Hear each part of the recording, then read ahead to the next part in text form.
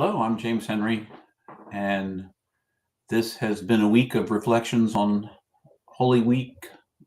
Each day of Holy Week, this is the fifth of those that happen at noontime each of the days, as you know. Here you are. Each day we do Lectio Divina. Lectio Divina is Latin for sacred reading, and we take a text from the week of the crucifixion of Jesus leading up to today, Good Friday, which is the day of the crucifixion. And with each one, we listen for a word, image, or phrase, thought that arises for us of perhaps something God is trying to say to us right now. Now, what I encourage you to do is to listen. You can pause the video as soon as I have finished reading. I'm reading today. As soon as I've finished reading the text, you can pause it and ponder for yourself what you feel rising for you. But then in response to the Lectio, I myself will reflect on what rose up for me as I read the text. So prepare yourself. Bring yourself into the moment, perhaps just breathe, paying attention to your breathing. You might close your eyes if you want to as you listen, or you might just gaze down at the floor with an unfocused gaze and just listen to what is said. See what image, what word, what phrase, what thought rises for you, and what you may think Spirit is actually telling you through that or because of that today.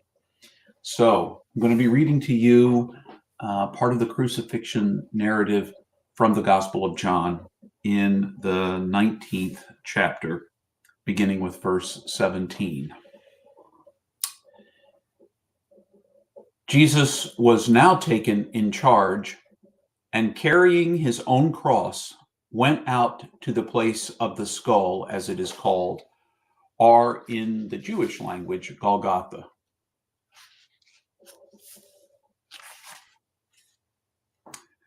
Where they crucified him, and with him two others, one on the right, one on the left, and Jesus between them.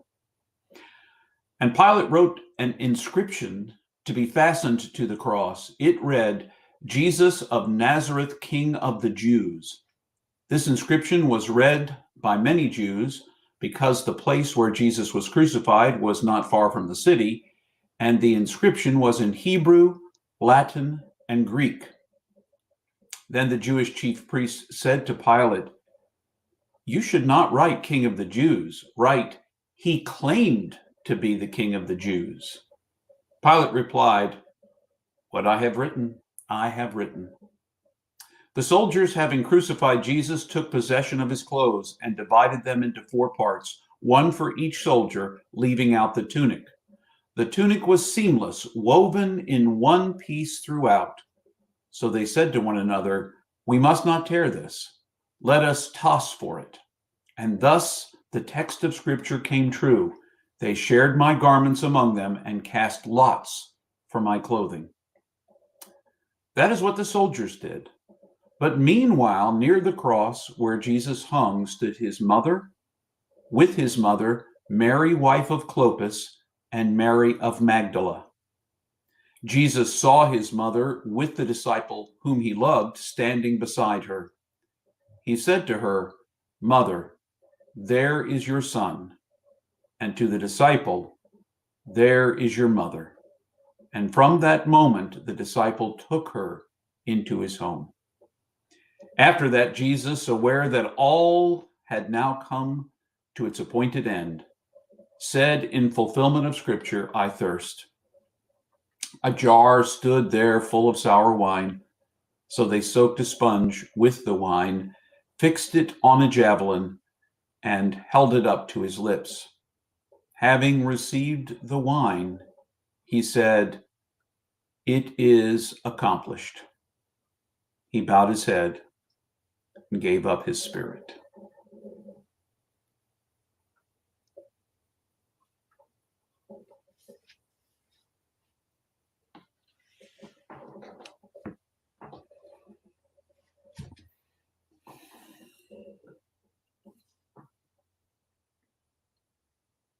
Once again, there's a lot going on in this one, isn't there?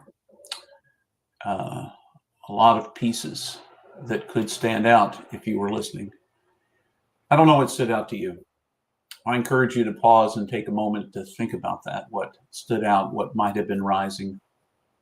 But for me, I got caught on those last words of Jesus. It is accomplished. It is done. Oftentimes, it is finished.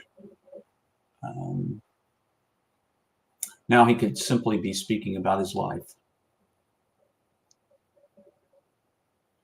But I think of endings and beginnings.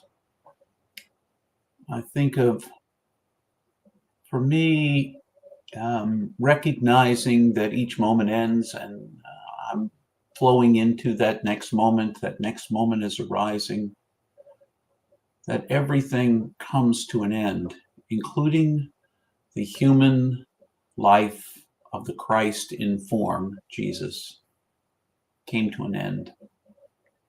And that life coming to an end, it seems so fitting to me when I think of when things get finished, based on this whole 40 days of Lenten preparation for Easter for me has been a time to kind of reflect on what it means to be mortal, to be finite, to only have a limited time to do what I have to do. And Jesus had somewhere between 1 and 3 years to do that. Jesus had between 1 and 3 years to accomplish what he did. And in the end, as he hung on that cross, the last words, "It is accomplished." What I came to do, I've done. There's always more we imagine that could be done, but it is enough. It is enough. It is finished. It is accomplished. It is complete. So I wonder if you might give yourself some credit for the things you've been able to accomplish in your life. I'm trying to do the same thing for me. There are some things that are finished. I keep trying to revive them perhaps in my life, but they're done. And then there are other things that need to go on. And perhaps for me, that it is accomplished. It feels a little out of context for me to say this, but for me, that's where I found Spirit speaking to me today.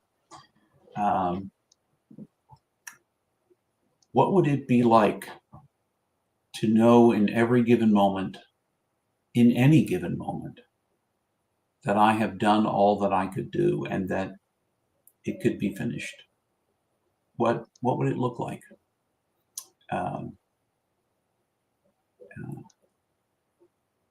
Can I feel that? Can I feel that? That's what it said to me. As always, I encourage you, if you have responses to today's reflection, to the text, what you heard the text saying to you, I encourage you to write it in the comments on the Facebook feed. You could write it on the comments in our YouTube channel, if that's where you're watching. And you could write it in your journal and keep it for yourself. What do you think God might be saying to you on this Good Friday? Well, remember, even as you go from this place, you are infinitely precious. You are unconditionally loved for the gift you already are. Go in God's peace.